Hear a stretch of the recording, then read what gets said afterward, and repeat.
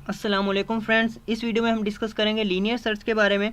तो linear search से क्या मुराद है? सबसे पहले लीनियर सर्च से मुराद के एक मेरे पास अरे है और यूज़र उसमें से कोई भी एलिमेंट ट्रेस करना चाहता है कि वो एलिमेंट उस अरे में है या नहीं।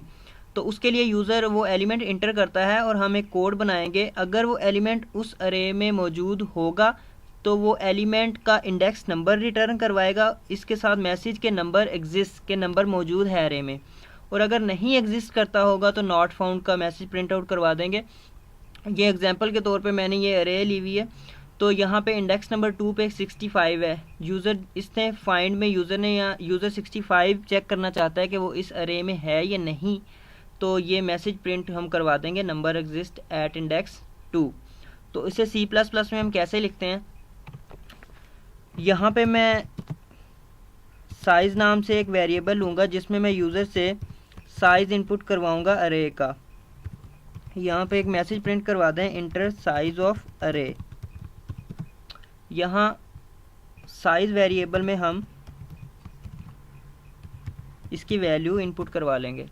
अब मैं अरे को डिक्लेयर करवाऊँगा। इंटीजर टाइप अरे है मेरे पास, मार्क्स अरे का नाम है और इसका साइज़ हम साइज़ वेरिएबल लिख देंगे। जो भी साइज़ यूज़र इंटर करेगा वो साइज़ हो जाएगा अरे का। और यहाँ पे एक फाइंड नाम से वेरिएबल लूँगा मैं, जिसमें यूज़र से इनपुट करवाएंगे कि वो कौन सा वेरिएबल या कौन सा एलिमेंट है अरे में से जो वो फाइंड करना चाहता है।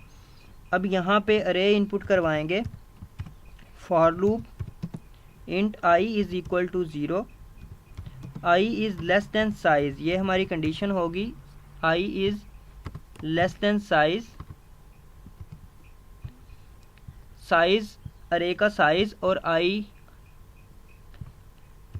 1 लेस, मतलब कि लास्ट इंडेक्स तक आई जो है वो आइट्रेट करेगा। अब यहाँ पे आई में इंक्रीमेंट करवा दिया। इससे पहले एक मैसेज प्रिंट करवा लें,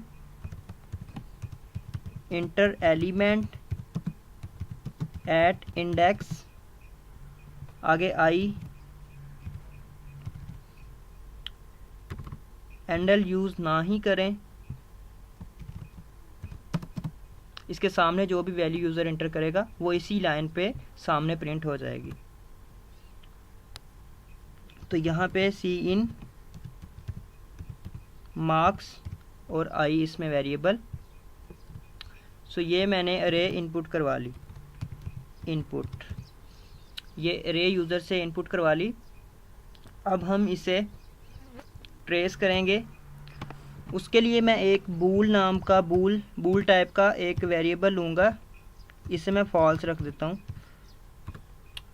अब फॉर लूप लगाएंगे, मैं तो वेरिएबल आई ही यूज़ करूँगा, आई। यहाँ पे भी same condition, I is less than size और आई में इंक्रीमेंट करवा देंगे।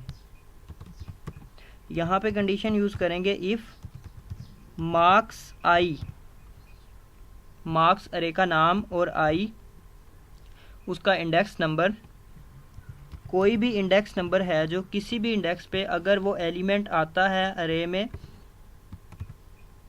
तो हम मैसेज प्रिंट करवाएंगे, सी आउट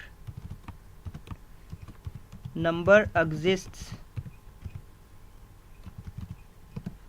और उसके बाद हम उसका इंडेक्स नंबर भी सी आउट करवा देंगे, एट इंडेक्स नंबर।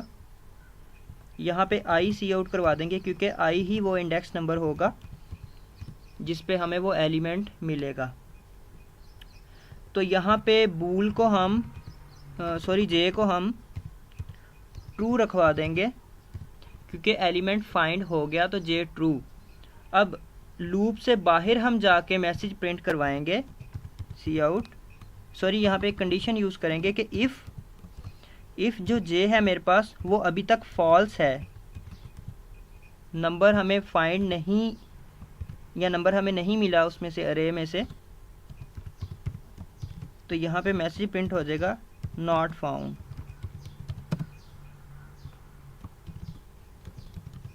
एंडल इसे मैंने इसलिए लूप के अंदर लगाया क्योंकि अगर 2 दफ़ा वो नंबर अरे में मौजूद होगा तो 2 दफ़ा ये मैसेज प्रिंट करवाएगा कि number exist at index number, और वो दोनों इंडेक्स नंबर भी यहाँ पे प्रिंट करवा देगा।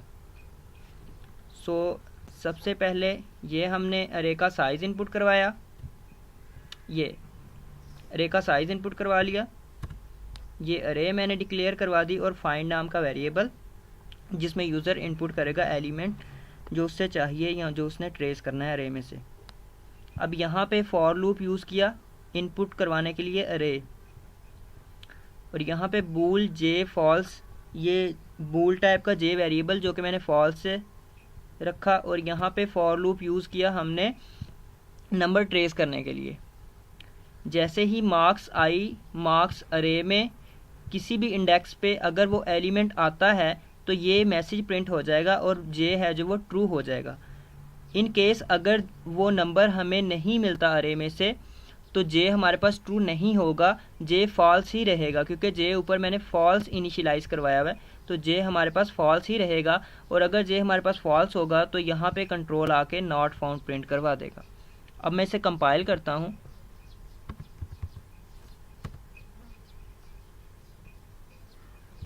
इंटर साइज ऑफ अरे, साइज़ में इंटर करता हूँ 5, इंटर एलिमेंट एट इंडेक्स 0, 9, 1 पे 8, 7, 6, 5, ये 5 एलिमेंट्स मैंने इंटर कर दिए। सॉरी, हमने इनपुट नहीं ली, फाइंड वेरिएबल की यूज़र कौन सा एलिमेंट है जो फाइंड करना चाहता है, तो वो यहाँ पे अरे इनपुट के बाद हम मैसेज प्रिंट करवाएंगे enter element which you want to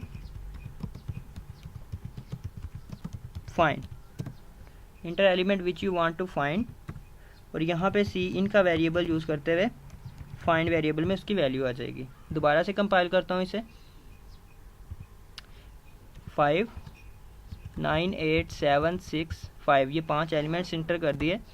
अब ये मैसेज प्रिंट हो गया enter element which you want to find, कौन सा एलिमेंट हमने फाइंड करना है। तो मैं यहाँ पे 6 इंटर करता हूँ जो कि मेरे पास है 0, 1, 2, 3 इंडेक्स नंबर 3 पे। सो ये मेरे पास मैसेज आ गया number exist at index number 3। सो अगर मैं यहाँ पे कोई ऐसे एलिमेंट रखता हूँ, मतलब कि 5, 9, दोबारा से मैं 9 इंटर करवाता हूँ यो, तो अब 0 पे भी 9 और 1 पे भी 9, बाकी इंडेक्स पे हम डिफरेंट एलिमेंट्स जो हैं वो प्लेस करवा देते हैं।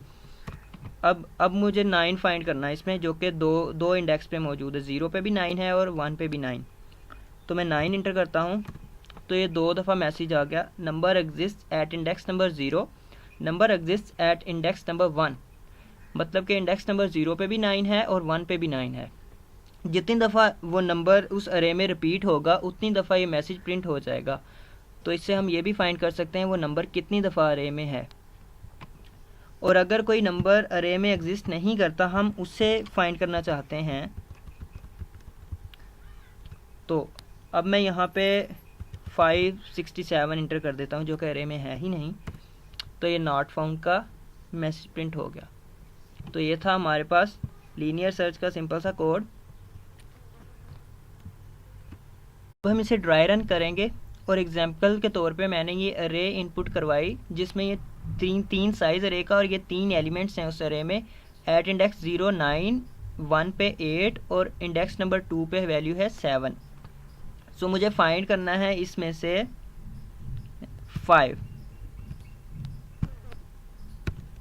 6 मैं फाइंड करता हूँ इसमें से, जो कि है ही नहीं, तो ये नॉट फाउंड। अब इसे ड्राई रन करते हैं कि नॉट फाउंड कैसे प्रिंट हो गया। सबसे पहले ये साइज़ वगैरह इंटर करवा लिया अरे का और ये अरे डिक्लेयर करवा दी। अरे में इनपुट इस फॉर लूप के ज़रिए इनपुट आ गई अरे में, ये एलिमेंट फाइंड वाला जो कि हमने फाइंड करना है वो एलिमेंट इंटर करवा लिया यूज़र से। अब यहाँ पे इसे मैं दोबारा से करता हूँ।